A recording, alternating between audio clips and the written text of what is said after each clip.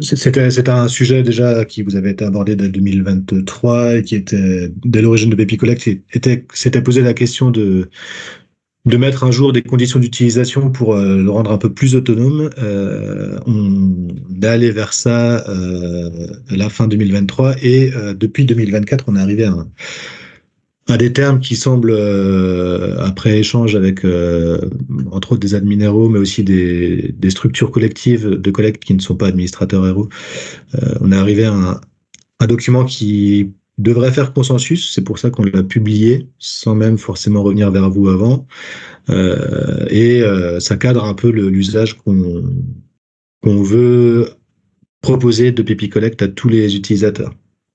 Donc finalement, il y a pas mal de choses qui étaient induites, qui étaient dites à l'oral et qui maintenant sont mises par écrit pour renforcer un peu le discours.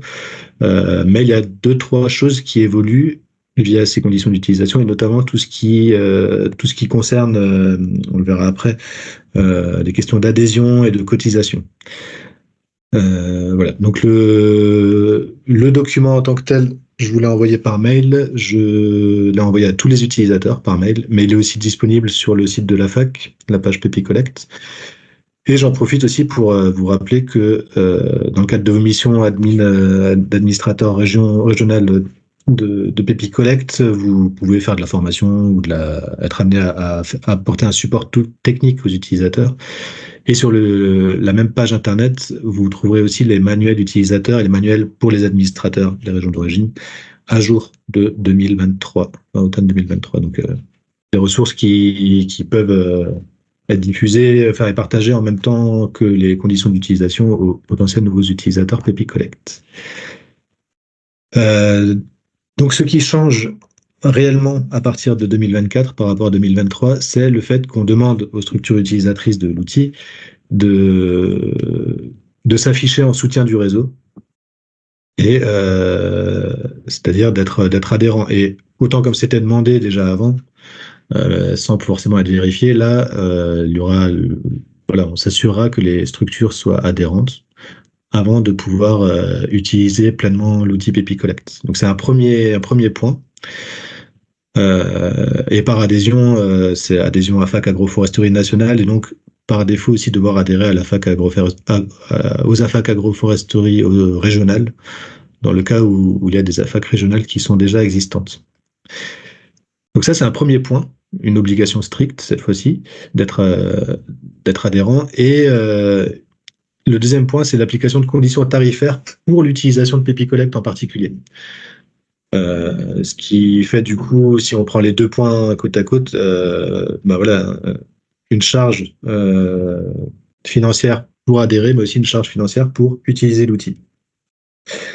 Et c'est via le paiement d'une cotisation proratisée que ça se fera. Donc, il y aura des appels à cotisation qui seront faits auprès de tous les utilisateurs. Et la notion de proratisé, je reviendrai plus tard après. Parce que pour bien comprendre ce sur quoi s'adossent ces changements et en matière d'adhésion ou d'application de conditions tarifaires, il faut revenir un peu dans le dur de PepiCollect. Et notamment ce sur quoi nous, on va s'appuyer à FAC Agroforesterie pour demander les adhésions et demander les parts de cotisation. Alors jusqu'à présent, il était possible de créer des comptes soit de type semencier, soit de type collecteur pour les utilisateurs. Actuellement, là, fin 2023, plus de 90% des utilisateurs sont avec un compte semencier. Pourquoi ? Parce que c'est plus simple pour l'utilisation. Enfin, l'utilisation avec un compte semencier de PepiCollect permet de faire tout sur PepiCollect, alors que le compte collecteur est limité dans ce qu'il peut faire. En raccourci, très raccourci, le compte semencier permet une valorisation économique des collectes, facilite une valorisation économique des collectes qui sont faites, alors que le compte collecteur ne permet pas d'aller jusqu'à ces facilités. Je vous remets ici ce qui est également dans le manuel utilisateur. C'est un peu les droits qui sont permis sur PepiCollect pour les comptes utilisateurs semenciers d'un côté et collecteurs de l'autre. Alors, Les utilisateurs semenciers ou collecteurs ne peuvent de toute façon pas ajouter d'espèces dans les listes d'espèces ou créer ou supprimer des groupes. Ça, c'est réservé aux administrateurs. Donc, vous ou administrateur général à Fac Agroforesterie. Par contre, les semenciers peuvent modifier les groupes. Donc, mettre notamment euh, préparer les bandeaux qui s'afficheront après sur le bon de livraison, mentionner les régions, alors pas des régions d'origine sur lesquelles elles travaillent, mais mentionner voici les régions d'origine sur lesquelles elles travaillent. Euh, mo- Modifier toutes les métadonnées associées au groupe en tant que tel, donc adresse expéditeur pour les bons de livraison, etc. Le semencier peut également définir des objectifs de collecte, donc en lien avec les commandes des semenciers, des pépiniéristes. Ajouter et supprimer des pépiniéristes, donc ça c'est tout ce qui concerne l'annuaire pépiniériste. Et enfin, créer des bons de livraison. Ces 4 grandes lignes d'action, c'est des choses que seuls les semenciers peuvent faire et que les collecteurs, eux, ne peuvent pas faire. En gros, on a une traçabilité en interne qui est possible que pour les collecteurs, c'est-à-dire que les collecteurs peuvent créer des lots de mélange, ajouter et supprimer des points de collecte, créer des sites de collecte, créer des collectes, saisir toutes les données associées aux collectes, donc le poids, le temps de préparation, le temps de traitement, le poids de graines issu du poids de fruits. Ils peuvent rentrer tout ça, par contre, ils peuvent pas aller plus loin et ils peuvent pas transmettre, utiliser les outils qui permettent de transmettre la traçabilité depuis le groupe vers l'extérieur, vers des tiers extérieurs, alors que les semenciers, eux, le peuvent.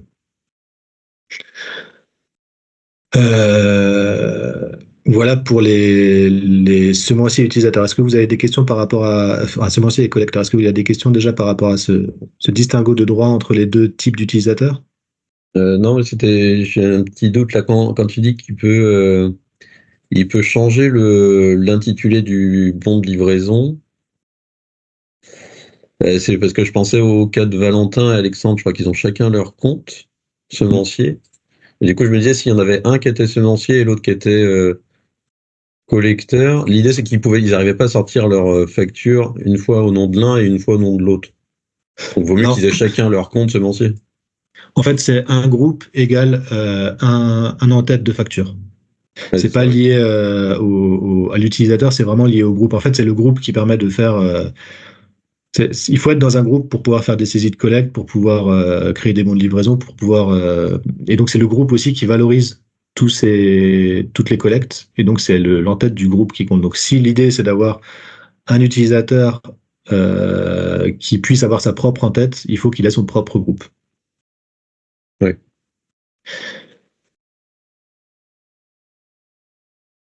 Et il faut que ce soit, du coup, un semencier. Je remets quelques notions sur les groupes. Un groupe, quel qu'il soit, il faut être dans un groupe pour pouvoir faire toutes les activités, que ce soit saisir des objectifs, des sites, des points de collecte, des collectes. Tout ça, c'est avant tout attribué à un groupe.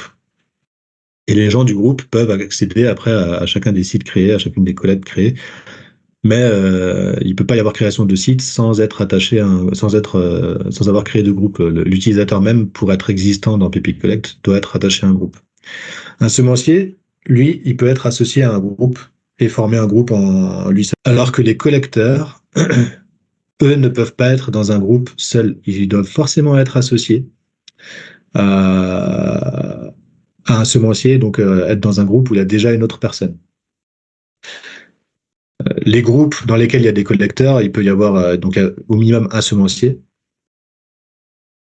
mais il peut y avoir 2 semenciers ou 3 semenciers, il peut y avoir aussi plusieurs collecteurs. Donc le fait d'être semencier permet d'être dans plusieurs groupes. Pour l'instant, actuellement, le PepiCollect ne permet pas d'avoir pour un seul nom à la fois un compte semencier, enfin des droits d'usage semencier dans certains groupes et à la fois des droits d'usage collecteur dans d'autres groupes.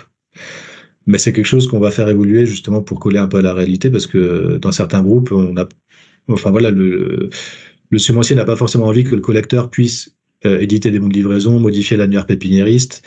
Et donc, il faut que quelqu'un qui soit semencier sur un groupe puisse être également collecteur sur un autre groupe. Mais derrière, en fait, nous, l'intérêt d'avoir cette distinction semencier-collecteur et aussi l'intérêt que vous la compreniez bien, c'est parce qu'en fait, on va demander des choses au semencier qu'on ne va pas demander au collecteur. Le semencier, l'idée, c'est que ce soit le seul interlocuteur pour nous à Fac Agroforesterie. Donc, que ce soit le seul interlocuteur identifié, la seule personne dont on exige d'être adhérent. et la seule personne à qui aussi on va demander les parts de cotisation propres à Papy Collect. Un semencier seul va devoir payer son adhésion au régional plus au national, selon les cas, et une part de cotisation Papy Collect. Parce qu'il travaille en son nom propre, il y a un seul utilisateur, une part de cotisation. Mais un semencier va aussi pouvoir représenter un collectif, donc être suivi par plusieurs collecteurs. Ce sera toujours le seul interlocuteur AFAC agroforesterie, donc le seul à qui on va demander une adhésion. Parce que l'idée c'est de réserver l'usage, de conditionner l'usage du logiciel aux adhérents, en tout cas pour ceux qui veulent un usage avec des possibilités commerciales derrière. Donc le semencier doit être adhérent, par contre pas les collecteurs. Et c'est au semencier que sera demandé la part d'utilisation de chaque collecteur en fait. C'est-à-dire que là, dans le cas numéro 2, le semencier va devoir payer son adhésion plus autant de parts de cotisation propres à Papy Collect qu'il y a de personnes morales utilisatrices dans le groupe. Donc, dans ce cas-là, ça fait 4 collecteurs plus un semencier, donc il devra payer 5 parts de cotisation. Et le montant d'une part de cotisation a été fixé à 100 euros. L'an dernier, lors des premières discussions, il avait été question de 70 euros, il me semble. Ça a été monté à 100 euros parce que, bon, du coup, l'année 2023 est déficitaire et parce que c'est un prix qui nous paraît plus cohérent aussi sur le long terme que 70 euros qu'il aurait de toute façon fallu rehausser si on avait voulu suivre les coûts de développement que nécessite l'outil. Du coup, si j'ai le CPI, moi, Mayenne, qui va se lancer, qui va être semencier, qui va centraliser les collectes, avec, je sais pas, là, il est en train de recruter des agriculteurs, je sais pas, 10 ou 15 agriculteurs qui seront collecteurs. C'est-à-dire qu'il payera 15 fois 100 euros plus la sienne, 16 fois 100 euros. Si chaque agriculteur utilise Papy Collect pour saisir ses collectes, oui. Après, si chaque agriculteur fait des fiches de collecte papier et que c'est lui qui saisit sous Papy Collect après les données pour les garder en mémoire, il sera tout seul. Mais si l'idée c'est que chaque agriculteur puisse utiliser Papy Collect, saisir ses propres collectes, le temps de travail du dépulpage, qui fasse le poids et pas juste la collecte. Si l'idée c'est que ces agriculteurs utilisent vraiment Papy Collect, oui, il faudra qu'ils payent des parts de cotisation pour chaque agriculteur. Après, un agriculteur peut demander à avoir 2 comptes utilisateurs parce qu'il y en a un pour son ouvrier qui va faire de la collecte et un pour le chef d'exploitation qui va faire de la collecte de manière plus anecdotique, quoi. Ce sera qu'une seule part de cotisation malgré tout. Les parts de cotisation, c'est vraiment par structure et pas par compte utilisateur. Donc, alors, il reste des exemptions, hein, malgré tout. À la base, c'était l'objectif de rendre payant les utilisations uniquement quand c'était pour un usage vraiment professionnel. Ça reste dans cet esprit-là. C'est-à-dire que la première année civile d'utilisation est toujours gratuite, c'est-à-dire qu'il n'y a pas de part de cotisation qui est demandée. Par contre, si c'est pour un compte semencier, que les droits ont été ouverts, il faudra quand même être adhérent. Donc un adhérent qui veut avoir un compte semencier va devoir payer son adhésion la première année, mais pas la part de cotisation Papy Collect. Et deuxième exemption, c'est quand il y a un compte ou une structure qui veut utiliser Papy Collect sans faire un usage commercial en fait de ces collectes. C'est-à-dire que même les collectes qui saisissent vont être fictives.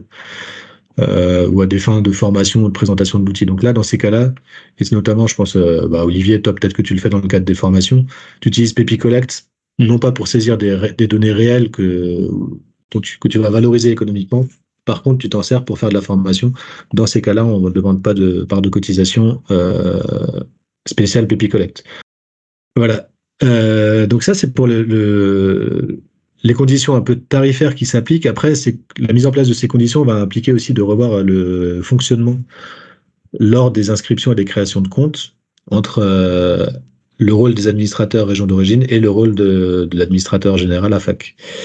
Je vous ai fait un petit tableau là, récapitulant les choses qui étaient à l'origine ciblées jusqu'à présent uniquement sur les administrateurs région d'origine, c'est-à-dire que jusqu'à présent, c'était les administrateurs régionaux qui créaient les groupes de collecte, qui créaient les comptes semenciers, qui créaient les comptes collecteurs. Sauf que là, derrière, on se rend compte que nous, on n'a pas les informations sur les coordonnées des utilisateurs, on peut pas leur demander une adhésion, on peut pas leur demander des parts de cotisation, enfin, il nous manque plein de choses. Donc, à partir de maintenant, ce que je vous propose, alors ça risque d'évoluer, mais pour 2024, en tout cas, on part là-dessus.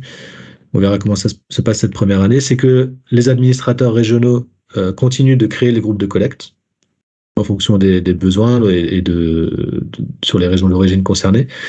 Par contre, la création des comptes semenciers et des comptes collecteurs, les administrateurs régionaux, c'est eux qui en font la demande, mais c'est la fac nationale qui effectuera la création effective des comptes. Donc, en l'occurrence, moi, là, pour l'instant. Alors, pour le compte semencier, l'idée, c'est que ce soit sur sollicitation des administrateurs régionaux et l'objectif d'avoir ce procédé, c'est que l'administrateur régional reste l'interlocuteur privilégié pour l'utilisateur. Que ce soit pour le support technique ou pour structurer des filières, voilà, il reste en lien avec l'utilisateur de manière assez proche. Et le gros intérêt pour nous, c'est de s'assurer qu'on a une adhésion avant de créer le compte et de pouvoir faire le suivi administratif et comptable lorsqu'il s'agit de vérifier les adhésions, de vérifier le paiement des cotisations, de demander le paiement des cotisations. C'est là que c'est indispensable en fait que nous on puisse être en lien aussi avec les utilisateurs, un peu plus que ce que l'on est actuellement. Ça c'est pour les comptes semenciers, donc ceux qui ont tous les droits sur PepiCollect. Concernant les comptes collecteurs, étant donné qu'ils sont forcément rattachés à un semencier, on rajoute une pièce dans le puzzle, c'est-à-dire qu'il faut, pour créer le compte collecteur, moi je demanderais, enfin il faut que ce soit sur une sollicitation des administrateurs régionaux, donc de votre part, et il faut que cette sollicitation de votre part soit appuyée aussi par une demande de la part d'un utilisateur semencier. Alors, l'idée c'est pas d'être hyper formel, hein, c'est juste que le semencier vous fasse part d'un besoin de créer un collecteur pour son groupe, vous m'en faites pas, et après moi je rentre en contact avec le semencier pour avoir les coordonnées du collecteur, enfin le nom du collecteur, pas forcément les coordonnées parce que j'en aurais pas besoin, mais au moins le nom du collecteur et s'entendre sur le fait que c'est une part de cotisation en plus à payer aussi par le semencier. Donc pour nous, c'est essentiellement l'objectif d'avoir ce processus, c'est de simplifier toutes les questions administratives de suivi. Ça permet au collectif d'avoir un seul interlocuteur et puis aussi de faciliter peut-être les structurations collectives parce que certains collecteurs arrêteront de collecter si on leur demande de payer ou si on leur demande si la fac en tout cas se mêle de l'organisation du groupe. Et ça permet aussi aux semenciers d'après faire leur propre tambouille selon la structuration de filière qu'ils avaient envisagée. C'est-à-dire que la fac agroforesterie demandera des parts de cotisation au prorata du nombre de structures dans le groupe. Le semencier du groupe peut après choisir de refacturer les parts de cotisation à chaque collecteur ou non. Mais en tout cas, c'est laissé au semencier le choix de gérer comme il veut, soit d'absorber la part de cotisation des collecteurs, soit de la refacturer au collecteur. Donc on reste dans l'esprit d'encourager les organisations collectives de collecte, comme c'était discuté au printemps 2023. C'est juste que ça s'appuie sur des comptes utilisateurs particuliers. Et du coup, ça me permet aussi de rappeler, et je pense que c'est pour ça qu'il y a plusieurs utilisateurs pour lesquels on n'a pas d'informations plus loin, c'est que c'était pas des sociétés, c'était des individus, personnes physiques, quoi, pas morales. Là, l'objectif quand même de faire évoluer ces conditions d'évolution, c'est d'avoir c'est d'avoir dans les comptes semenciers uniquement des structures d'ores et déjà existantes. Ceux qui veulent juste tester, il faut qu'ils s'associent à un groupe déjà existant en fait, et pour faire de la collecte ou qu'ils aillent sur des formations, mais ils ne deviennent pas utilisateurs de l'outil en tant que tel tant qu'ils ne sont pas associés à une structure, à une société. Ouais, c'était ma question du coup, qu'on se mette d'accord sur les demandes de personnes qui veulent tester l'outil. Soit on leur dit vous adhérez à la fac au moins, puis c'est gratuit la première année sur le. Ouais. Comme ça, ils ont accès, ils sont adhérents, ils ont accès à 1 an gratuitement à l'outil pour tester. Soit du coup, effectivement, ils se Bah, Ils même se pour être greffent, adhérent, il me semble que c'est que pour les pros, hein. Donc en fait, il faut, euh, s'ils veulent juste tester, il faut qu'ils suivent des formations. Et dans ce cas-là, dans le cadre des formations, on peut envisager ouvrir des comptes sur le logiciel pas en production de PepiCollect, mais le logiciel de test que nous on se sert avec le développeur, de manière très ponctuelle, quoi. Mais s'ils veulent en faire si c'est juste pour tester, il faut qu'ils passent par là, quoi. Si on n'ouvrira pas de compte juste pour tester. ouais, c'est ça. Ouais, d'accord. Mais du coup, il y a Donc, quand même là sur ceux qui sont. Moi, je sais il y en a plusieurs des cas où ils commencent à collecter avant de créer leur pépinière vraiment, donc avec d'abord leur nom propre et après ils créent leur pépinière, voilà. Et du coup, ces gens-là, je sais quoi. Qu'est-ce qu'on en fait? je pense qu'on peut adhérer à titre individuel à la fac. Ou plus, du tout. Je croyais que Non, on peut c'était plus possible, moi. Depuis que c'est en fédération, enfin, que ça passe. Parce que c'est des personnes individuelles qui créent leur projet, mais du coup, après, est-ce qu'ils Leur ont besoin proposer, d'utiliser l'outil PepiCollect? Peut-être en pas, fait, mais ils si pourront on veut pas. qu'ils commencent en utilisant, quoi. Moi, je pense que c'est bien qu'ils commencent à utiliser l'outil PepiCollect dès le début, s'ils veulent l'utiliser après. Oui, carrément. Le seul, je pense que la manière de procéder, en fait, tant qu'ils sont pas en société, ils pourront de toute façon pas profiter pleinement de tout ce qui est plutôt aspects commerciaux de PepiCollect et notamment l'édition de bons de livraison. Ça fait moins sens, quoi.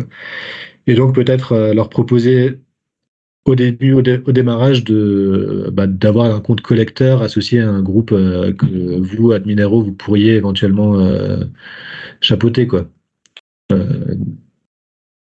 Mais qui soit collecteur, qui puisse pas, et donc que du coup, nous, il passe sous les radars au sein de la fac. Oui, oui, parce que souvent, c'est dès qu'ils collectent pour leur propre production. Donc, effectivement, Oui. dans ce cas-là, Ouais. ça pourrait fonctionner comme ça.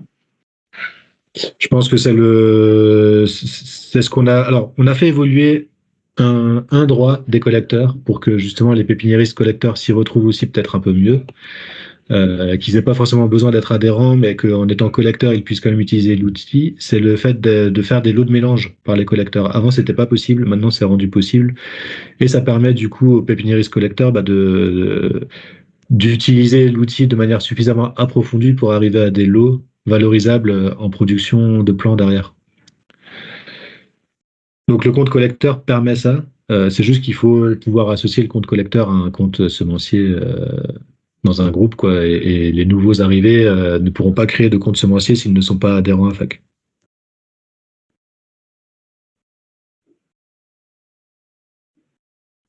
Voilà. N'hésitez pas à poser des questions. J'avais identifié, moi, 2-3 cas sur lesquels il faudrait faire attention. Alors, j'ai appelé ça veille anti-fraude, comme c'est pas Jojo du tout, mais en gros, en tant qu'administrateur régional, et moi de même au niveau national, il va falloir qu'on fasse attention aux écarts possibles à ces nouvelles conditions d'utilisation et notamment au fait qu'un semencier puisse demander l'ouverture de plusieurs comptes semenciers pour sa propre structure. L'idée, c'est pas de tordre non plus ça en disant un semencier va demander l'ouverture de comptes pour des structures qui ne sont pas les siennes et qui ne va pas déclarer en tant que collecteur, qui va déclarer comme étant lui-même aussi. Le semencier, nous, on va lui demander un engagement sur l'honneur par rapport au nombre de comptes qu'il a ouvert, quoi. Un engagement sur l'honneur où il signe en fait, ok, je demande tant de comptes pour ma propre société, un compte pour telle société en tant que collecteur, un autre compte pour telle société en tant que collecteur, et de faire attention. Donc nous, on va demander ça, mais derrière, on ne pourra pas forcément avoir l'œil très fin pour vérifier que ce soit bien respecté. Donc voilà, ce sera veiller à des signaux d'alerte si on se rend compte qu'il y a peut-être un groupe qui fonctionne pas comme c'est entendu dans les conditions d'utilisation. Deuxième cas particulier où il faut veiller à la fraude, c'est le cas en fait, des gratuités d'utilisation où nous, c'est pareil, ce sera demandé avec attestation sur l'honneur uniquement le fait qu'il y a une dérogation parce qu'il n'y a pas un usage professionnel qui en est fait derrière. Bon, voilà, c'est possible de gruger une attestation sur l'honneur. Donc, Je le mentionne simplement, mais en vrai, je me fais pas trop de soucis.